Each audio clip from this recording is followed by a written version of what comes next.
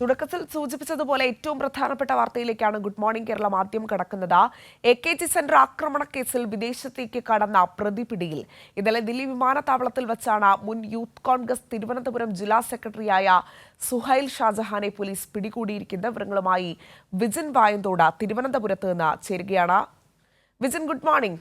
Good morning Anjana.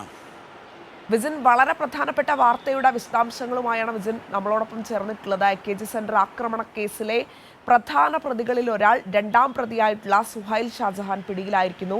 ഇയാൾ ഈ ഒരു സംഭവവുമായി ബന്ധപ്പെട്ട് ആ സമയത്ത് തന്നെ വിദേശത്തേക്ക് കടന്ന വ്യക്തിയാണ്. ഇപ്പോൾ ഇദ്ദേഹത്തെ ദില്ലിയിൽ നിന്ന് പിടികൂടിയിരിക്കുകയാണ്. പോലീസ് വലിയ രീതിയിലുള്ള അന്വേഷണം തന്നെയാണ് ഇയാൾക്ക് വേണ്ടി നടത്തിയിരുന്നത്. വിശദാംശങ്ങൾ എങ്ങനെയാണ്? അഞ്ജന, ഇന്നലെ 3 മണിയോടുകൂടിയാണ് ദില്ലി വിമാനത്താവളത്തിൽ ഈ AKG സെന്റർ ആക്രമണ കേസിലെ രണ്ടാം പ്രതിയായിട്ടുള്ള സുഹൈൽ ഷാജഹാൻ പിടിയിലാകുന്നത്. എന്തായാലും 4 പ്രതികളാണ് കേസിൽ ഉണ്ടായിരുന്നത്.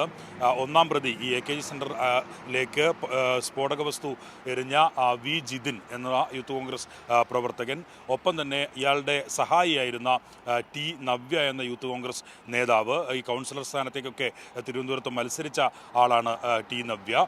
ഒപ്പം തന്നെ ഈ സുഹൈൽ ഷാജഹാനും ഒപ്പം ഇയാളുടെ ഡ്രൈവറായിട്ടുള്ള സുധീഷും ഉൾപ്പെടെയുള്ള 4 പ്രതികളായിരുന്നു കേസിൽ ഉണ്ടായിരുന്നത്. ആദ്യഘട്ടത്തിൽ ഈ പ്രതികളിലേക്ക് എത്താൻ നന്നേ പോലീസ് പ്രയാസപ്പെട്ടിരുന്നു.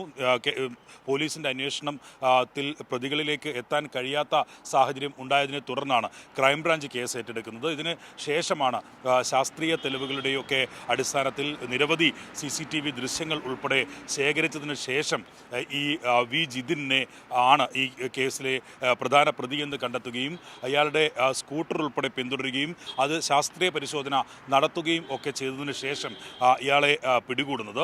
അതിനുശേഷമാണ് ഇയാളെ രക്ഷപ്പെടാൻ സഹായിച്ച ടി നവ്യയും പ്രതി ചേർക്കുകയും അവരെ പിടികൂടുകയും ചെയ്യുന്നത്. ആ സാഹചര്യത്തിലാണ് ഈ സുധീഷും അതുപോലെ തന്നെ സുഹൈൽ ഷാജഹാനും വിദേശത്തേക്ക് കടക്കുന്നത്. 2 വർഷം കഴിഞ്ഞ 2022 ജൂലൈ 1-നാണ് AKG സെന്ററിലേക്ക് സ്ഫോടക വസ്തു എറിയുന്നത്. KPCC ഓഫീസിലേക്ക് DYFI പ്രവർത്തകർ നടത്തിയ ഒരു പ്രകടനവുമായി ബന്ധപ്പെട്ട പ്രകോപനമാണ് AKG സെന്ററിലേക്ക് സ്ഫോടക വസ്തു എറിയാൻ കാരണമായത് എന്നാണ് ഏറ്റവും അവസാനം ഈ 2 പേരുടെ പേരിൽ, ആദ്യം പിടിക്കപ്പെട്ട 2 പേരുടെ പേരിൽ ക്രൈംബ്രാഞ്ച് നൽകിയ FIR-ലും അതുപോലെ തന്നെ കുറ്റപത്രത്തിലും ഒക്കെ ഉണ്ടായിരുന്നത്. ഈ 2 പ്രതികൾ വിദേശത്തേക്ക് കടന്ന സുഹൈൽ ഷാജഹാനെയും ഒപ്പം തന്നെ സുധീഷിനെയും ചേർത്ത് മറ്റൊരു അനുബന്ധ കുറ്റപത്രം സമർപ്പിക്കാനാണ് ക്രൈംബ്രാഞ്ച് തീരുമാനിച്ചിരുന്നത്. 2 വർഷമായി ഇവർ ഒളിവിലായിരുന്നു. ഇപ്പോൾ ഏറ്റവും നിർണായകമായ ഒരു കാര്യം, ഇയാൾ വിദേശത്ത് നിന്ന് ഡൽഹി വിമാനത്താവളത്തിലേക്ക് എത്തിയ സാഹചര്യത്തിലാണ് ക്രൈംബ്രാഞ്ച് ഇയാളെ അറസ്റ്റ് രേഖപ്പെടുത്തുന്നത്. ഡൽഹി പോലീസാണ് അറസ്റ്റ് രേഖപ്പെടുത്തിയത്. ക്രൈംബ്രാഞ്ച് സംഘം ഡൽഹിയിലേക്ക് തിരിച്ചിട്ടുണ്ട്. ഇന്ന് വൈകിട്ടോടുകൂടി സുഹൈൽ ഷാജഹാനെ കേരളത്തിലേക്ക് എത്തിക്കും എന്നാണ് മനസ്സിലാക്കാൻ കഴിയുന്നത്. എന്തായാലും ഒരു ഭരണകക്ഷിയായ ഒരു പാർട്ടി, വലിയ സ്വാധീനമുള്ള ഒരു പാർട്ടിയുടെ ഏറ്റവും പ്രധാനപ്പെട്ട ആസ്ഥാന മന്ദിരത്തിലേക്ക് സ്ഫോടക വസ്തു എറിയുന്ന വലിയ തരത്തിലുള്ള വിവാദം സൃഷ്ടിച്ച കേസായിരുന്നു. ഇതിൻ്റെ പേരിൽ പ്രതികളെ ആദ്യഘട്ടത്തിൽ പിടികൂടാൻ കഴിയാത്തതിൻ്റെ പേരിൽ CPIM തന്നെയാണ് ഇതിന് നേതൃത്വം നൽകിയതെന്നുൾപ്പെടെയുള്ള ആരോപണത്തിലേക്ക് പ്രതിപക്ഷവും ചില മാധ്യമങ്ങൾ അത്തരത്തിലുള്ള സൂചനയും ഒക്കെ നൽകിയിരുന്നു. അതിനിടെയാണ് വളരെ വലിയ ശാസ്ത്രീയ പരിശോധന ഉൾപ്പെടെ നടത്തി വിദേശത്തേക്ക് ഉൾപ്പെടെ ഈ സ്കൂട്ടറിൻ്റെ കളറുമായി ബന്ധപ്പെട്ടും നമ്പർ പ്ലേറ്റ് വ്യക്തമല്ലാത്തതുമായി ബന്ധപ്പെട്ടും ഒക്കെയുള്ള ഒരു സംശയവും അതുമായി ബന്ധപ്പെട്ട വളരെ സങ്കീർണമായ ഒരു അന്വേഷണവും ഒക്കെ നടന്നതിന് ശേഷമാണ് ഈ കേസിലെ സ്കൂട്ടറിൻ്റെ കളർ ഐഡൻറ്റിഫൈ ചെയ്യാൻ പോലീസിന് കഴിഞ്ഞത്. അത് ശാസ്ത്രീയ പരിശോധനയിലായിരുന്നു. ഈ AKG സെൻറ്ററിന് അടുത്ത പ്രദേശമായ കുന്നുകുഴി, പാളയം ഉൾപ്പെടെയുള്ള മേഖലകൾ ഒക്കെ കേന്ദ്രീകരിച്ച് നിരവധി CCTV ദൃശ്യങ്ങളാണ് കേസിൽ പോലീസ് പരിശോധനയ്ക്ക് അയച്ചത്. എന്തായാലും ആ കേസിലാണ് പിന്നീട് ക്രൈംബ്രാഞ്ച് തുമ്പ് കണ്ടെത്തുന്നത്. ആ സമയത്ത് തന്നെ ഈ പ്രതികളെ ജിതിനെയും നവ്യയും അറസ്റ്റ് രേഖപ്പെടുത്തിയ സമയത്ത് തന്നെ ഈ ഇതിന് നിർദ്ദേശം നൽകി യൂത്ത് കോൺഗ്രസിൻ്റെ അന്നത്തെ ജില്ലാ സെക്രട്ടറി ആയിരുന്ന സുഹൈൽ ഷാജഹാനും ഒപ്പം തന്നെ ഡ്രൈവർ സുധീഷും വിദേശത്തേക്ക് കടക്കുകയായിരുന്നു.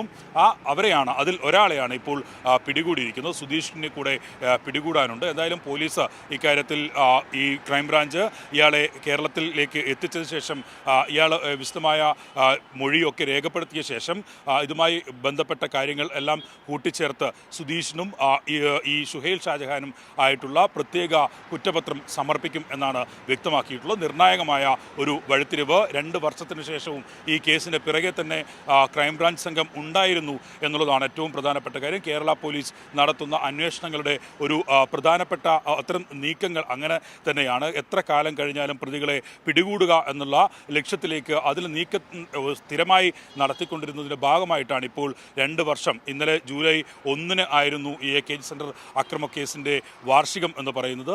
എന്തായാലും 2022 ജൂലൈ 1 നടന്ന സംഭവത്തിൽ 2024 ജൂലൈ 2 1-ാം തീയതി തന്നെ എന്ന് പറയാം, ഇന്നലെയാണ് അറസ്റ്റ് രേഖപ്പെടുത്തിയത്. എന്തായാലും അതേ ദിവസം തന്നെ പ്രതിയെ കസ്റ്റഡിയിൽ എടുക്കാൻ കഴിഞ്ഞിരിക്കുന്നു എന്ന പ്രത്യേകമായിട്ടുള്ള ഒരു കാര്യം കൂടി എടുത്തു പറയേണ്ടതാണ്. പോലീസിൻ്റെ അന്വേഷണ മികവിൻ്റെ ഒരു പ്രത്യേകത കൂടി കാണാൻ കഴിയുകയും ചെയ്യും. അഞ്ജന, ഈ ഒരു കേസിന്റെ നിർണായകമായ അന്വേഷണം വഴിത്തിരിവ് വിജിൻ സൂചിപ്പിച്ചതുപോലെ തന്നെ 2 വർഷങ്ങൾക്കിപ്പുറമാണ് സുഹൈൽ ഷാജഹാൻ എന്ന പ്രതിയെ പിടികൂടുന്നത്. ക്രൈംബ്രാഞ്ച് ഈ കേസിന് പിന്നാലെ തന്നെ ഈ ഒരു 2 വർഷവും ഉണ്ടായിരുന്നു. പക്ഷെ ഇതിന്റെ മറ്റൊരു വശം എന്ന് പറയുന്നത് ഇതിന്റെ രാഷ്ട്രീയ ഉത്തരവാദിത്വം തന്നെയാണ്. ഈ പിടിയിലായ സുഹൈൽ ഷാജഹാൻ കെ സുധാകരന്റെ അടുത്ത അനുയായി തന്നെയാണ്. സ്വാഭാവികമായും ഇതിന് പിന്നിലെ രാഷ്ട്രീയ ഉത്തരവാദിത്വത്തിൽ നിന്ന് കോൺഗ്രസിന് ഒരിക്കലും ഒഴിഞ്ഞു മാറാനും സാധിക്കില്ല. വിജിൻ,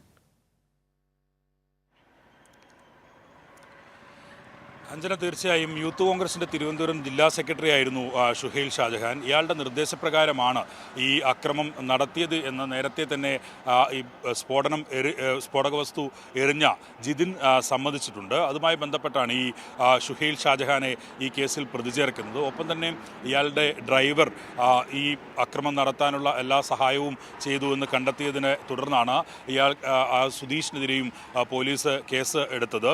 എന്തായാലും ഈ AKG സെൻറ്റർ പോലുള്ള ഒരു മുൻനിര പാർട്ടിയുടെ ഏറ്റവും നിർണായകമായ ആസ്ഥാന മന്ദിരത്തിലേക്ക് സ്ഫോടക വസ്തു എറിഞ്ഞു എന്നുള്ളത് മാത്രമല്ല, അത് വലിയ തരത്തിലുള്ള കൂളിറക്കം സൃഷ്ടിക്കുകയും അക്രമത്തിലേക്ക് കടക്കുകയും ഒക്കെ ചെയ്യാനുള്ള ഒരു സാഹചര്യം ഉണ്ടായിരുന്നു. അതുകൊണ്ട് തന്നെ അതിനെ പൂർണ്ണമായും പെട്ടെന്ന് തന്നെ ഈ അന്വേഷണത്തിലേക്ക് കടക്കുകയും ഈ പ്രതികളിലേക്ക് എത്താൻ പക്ഷേ പോലീസിന് കഴിഞ്ഞിരുന്നില്ല. കാരണം CCTV ദൃശ്യങ്ങളിൽ ഒന്നും ഈ സ്കൂട്ടറിൻ്റെ ദൃശ്യങ്ങളോ നമ്പറോ കൃത്യമായി അതിൽ വ്യക്തമായിരുന്നില്ല. അതിനുശേഷമാണ് ക്രൈംബ്രാഞ്ച് കേസന്വേഷണം ഏറ്റെടുക്കുന്നത്. എന്തായാലും അഞ്ജന സൂചിപ്പിച്ചതുപോലെ ഈ കോൺഗ്രസ് CPIMൻ്റെ ആസ്ഥാന മന്ദിരത്തിലേക്ക് നടത്തിയ അക്രമം എന്ന രീതിയിൽ തന്നെയാണ് അതിൻ്റെ രാഷ്ട്രീയ പ്രാധാന്യം എന്നുള്ളത്.